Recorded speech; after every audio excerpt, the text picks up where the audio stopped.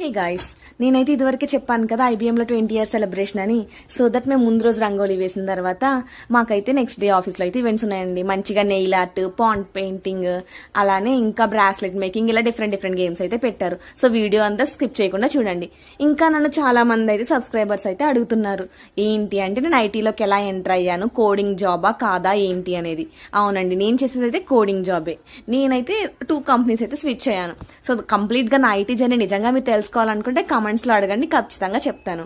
And నేను చేసేది ఏంటి అంటే జావా కోడింగ్ మీద హైబ్రిడ్స్ అండి. నేను వర్క్ చేసేది ఎస్ఏపీ మీద వర్క్ చేస్తాను. సో దట్ నాది టాప్ 1 జావా ఉంటుంది. అలానే నా దానికి కొంచెం micro services like spring MVC లాంటివి కూడా రావాలి.